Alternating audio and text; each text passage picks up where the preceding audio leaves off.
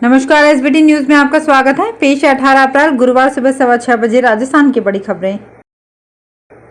प्रधानमंत्री नरेंद्र मोदी बुधवार को लोकसभा चुनाव प्रचार के लिए असम के नलबाड़ी पहुंचे। यहां रैली को संबोधित किया।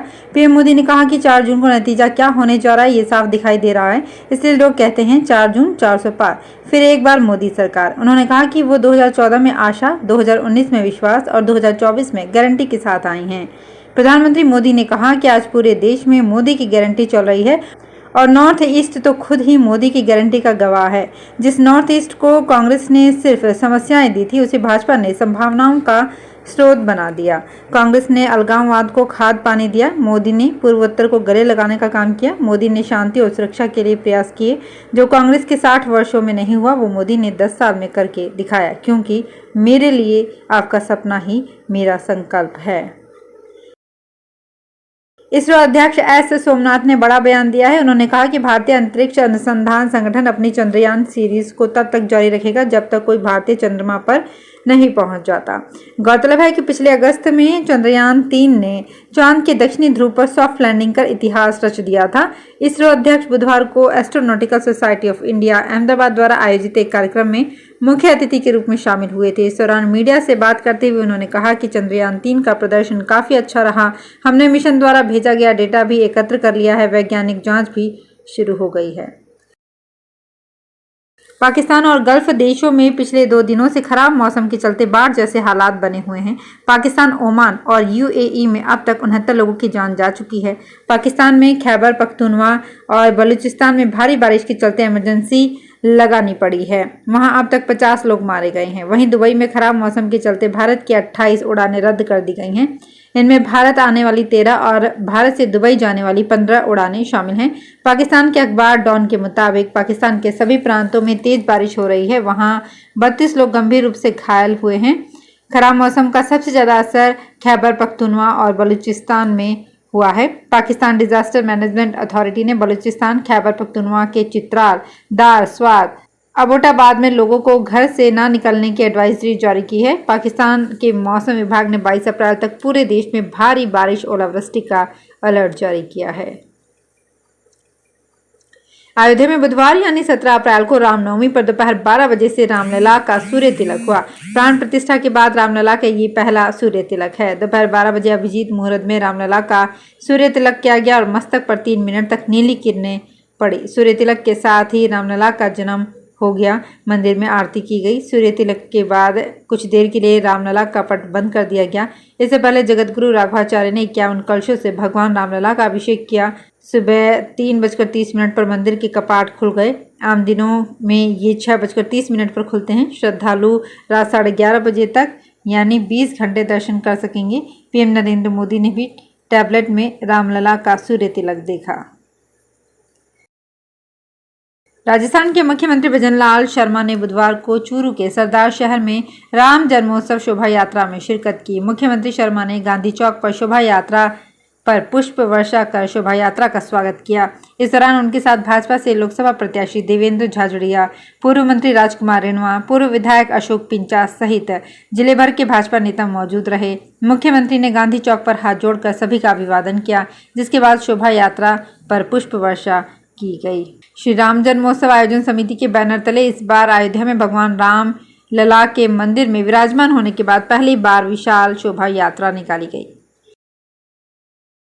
बसपा सुप्रीमो मायावती बुधवार को अलवर लोकसभा के बसपा प्रत्याशी फजल हुसैन के प्रचार के लिए पहुंची। जनसभा में बीजेपी और कांग्रेस दोनों पार्टियों पर हमला बोला। विजयनगर के ग्राउंड पर जनसभा को संबोधित करते हुए कहा कि जिस दिन केंद्र में बसपा सरकार आएगी, दल बदल कानून को बदला जाएगा। हमारी सरकार आने के बाद ये संभव नहीं होगा कि दूसरी पार्टी के विधायक व सांसद को तोड़ लिया जाए। अब तक बीजेपी और कांग्रेस दोनों ही पार्टियां अलग अलग राज्यों में ऐसा करती रही हैं। बसपा सरकार बनने पर सख्त कानून बनाया जाएगा। लोकसभा चुनाव के पहले चरण की 12 सीटों पर बुधवार शाम 6 बजे प्रचार थम गया। अब डोर टू डोर जनसंपर्क शुरू होगा। 19 अप्रैल को श्रीगंगानगर, बीकानेर, चूरू, नागौर, सीकर, झुंझुनू, जयपुर ग्रामीण, अलवर, भरतपुर, दौसा, करौली, धौलपुर पर मतदान होना है। चुनाव प्रचार के आखिरी दिन भाजपा, कांग्रेस के सभी प्रत्याशियों और दिग्गज नेताओं ने पूरी ताकत झोंक दी। वहीं दौसा में महिलाओं के साथ किरोड़ी लाल मीणा जमकर नाचे। पूर्व सीएम अशोक गहलोत बुधवार को नागौर में इंडी गठबंधन के राष्ट्रीय लोकदल पार्टी प्रत्याशी हनुमान बेनीवाल के समर्थन में सभा करने पहुंचे। पशु प्रदर्शनी स्थल पर हुई सभा में पूर्व सीएम ने केंद्र सरकार, पीएम नरेंद्र मोदी, प्रदेश सरकार और भाजपा से प्रत्याशी डॉक्टर ज्योति मिर्धा पर निशाना साधा। पूर्व सीएम ने कहा, केंद्र सरकार ने 2 निर्वाचित मुख्यमंत्रियों को जेल में डाल दिया तो संयुक्त राष्ट्र को हस्तक्षेप करना पड़ा कि ऐसे में भारत में लोकतंत्र कैसे बचेगा। राष्ट्रीय पार्टियों के खाते बंद कर दिए गए। कांग्रेस ने जब भारत को संभाला तब सुई भी नहीं बनती थी, सब बाहर से आता था। उसके बाद बड़ी बड़ी औद्योगिक कंपनियां लगी। आजादी के बाद बड़े काम हुए। जयपुर में पुलिस कर्मियों का अमानवीय चेहरा सामने आया है। पुलिस कर्मियों ने एक सीए को उसके बेटे के सामने बुरी तरह से पीटा। पिता को छुड़ाने के लिए बच्चे ने पुलिस कर्मियों के पैर तक पकड़ लिए, लेकिन पुलिस कर्मियों का दिल नहीं पसीजा और सीए को बुरी तरह से पीटते रहे। घटना भांकरोटा थाना क्षेत्र के जयसिंहपुरा की है। पुलिस कर्मियों की मारपीट से सीए गंभीर रूप से घायल हो गया। पुलिस परिवार के 4 लोगों को गिरफ्तार कर थाने ले गई। जानकारी के अनुसार जयसिंहपुरा के चिरंजी लाल सीए हैं, एक प्राइवेट कंपनी में काम करता है। चिरंजी लाल की शादी 9 साल पहले डिंपल के साथ हुई थी। दंपति के बीच 1 साल से विवाद चल रहा है। मंगलवार को डिंपल भांकरोटा थाना पुलिस के साथ अपने ससुराल पहुंची। परिवार के लोग घर पर नहीं थे। डिंपल ने मकान का ताला तोड़ने की कोशिश की। पड़ोसियों ने इसकी सूचना चिरंजी लाल को दी। चिरंजी लाल मौके पर पहुंचा। पुलिस और अपनी पत्नी से ताला तोड़ने का कारण पूछा तो पुलिस कर्मियों ने चिरंजी लाल के साथ मारपीट शुरू कर दी। जोधपुर लोकसभा सीट से भाजपा प्रत्याशी गजेंद्र सिंह शेखावत और कांग्रेस उम्मीदवार करण सिंह उचियारड़ा में जुबानी जंग तेज हो चुकी है। मंगलवार शाम को सुरसागर में जनसभा के दौरान शेखावत ने कहा, अगर करण सिंह एमपी बन गया तो शहजाद खान के पास जाना पड़ेगा, ये बता देता हूं। पलटवार करते हुए करण सिंह उचियारड़ा ने बुधवार को जोधपुर जनसभा में कहा कि क्यों शहजादे मेरे घर नहीं मिल सकता। जब महाराणा प्रताप का सेनापति मुस्लिम हो सकता है तो मेरे घर पर शहजादा क्यों नहीं मिल सकता। शहजाद खान विधानसभा चुनाव 2023 में सुरसागर सीट से कांग्रेस प्रत्याशी थे, हालांकि वे चुनाव हार गए। शहजाद लगातार उचियारड़ा के साथ चुनाव प्रचार में लगे हैं। राजस्थान के उप मुख्यमंत्री दिया कुमारी ने बुधवार को धौलपुर करौली लोकसभा क्षेत्र से भारतीय जनता पार्टी प्रत्याशी इंदु देवी जाटव के समर्थन में बाड़ी में रोड शो किया। इसमें जन सैलाब उमड़ पड़ा। रोड शो में दिया कुमारी का भाजपा नेताओं एवं कार्यकर्ताओं तथा लोगों ने पुष्प वर्षा करके जोरदार स्वागत किया। इस अवसर पर उन्होंने हाथ जोड़कर लोगों का अभिवादन स्वीकार करते हुए कहा कि रोड शो में भारी संख्या में पधारी देवतुल्य जनता का हृदय से आभार व्यक्त करती हूं।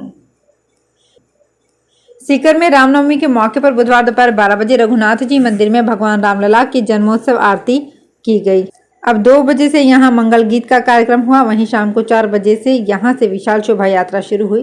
सांस्कृतिक मंडल सीकर के जानकी प्रसाद इंदौरिया ने बताया कि हर साल की तरह इस साल भी शोभा यात्रा निकाली जा रही है, जिसमें अलग अलग झांकियां हैं। शाही लवाजमे के साथ निकलने वाली ये शोभा यात्रा रघुनाथ मंदिर से शुरू होकर बावड़ी गेट, सुभाष चौक, गणेश मंदिर, बजाज रोड, तापड़िया बगीची, स्टेशन रोड, जाट बाजार, सूरजपुर गेट होते हुए रामलीला मैदान पहुंचेगी, जहां महाआरती की जाएगी। डूंगरपुर में 5 साल की मासूम के पेट से डॉक्टरों ने बालों का गुच्छा निकाला है। ट्राइकोबिजार बीमारी से पीड़ित बच्ची खुद के बाल खा रही थी। इससे उसके पेट में बालों का गुच्छा बन गया था। पेट दर्द और भूख तक नहीं लगने की शिकायत पर परिजनों से डूंगरपुर मेडिकल अस्पताल लाए। बुधवार को 9 डॉक्टरों की टीम ने 40 मिनट तक ऑपरेशन कर बच्ची के पेट से 350 से 400 ग्राम बालों का गुच्छा निकालकर उसकी जान बचाई। मेडिकल कॉलेज अस्पताल के अधीक्षक डॉक्टर महेंद्र डामोर ने बताया कि 16 अप्रैल की रात के समय खड़गदा गांव की 5 साल की बच्ची को लेकर उसके माता पिता अस्पताल पहुंचे थे। अनूपगढ़ जिले में बॉर्डर पर बीएसएफ के जवानों ने बीती रात एक ड्रोन को मार गिराया। जहां ड्रोन गिरा वहां एक पैकेट मिला। इसके अंदर 3 पैकेट थे। इनमें करीब 13 करोड़ रुपए की कीमत के 2 किलो 610 ग्राम हेरोइन मिली। रावला थाने के एसएचओ बलवंत सिंह ने बताया कि रावला थाना क्षेत्र में आने वाली नेमी चंद पोस्ट के पास भारतीय सीमा में 1600 मीटर भीतर ड्रोन और हेरोइन बरामद की है।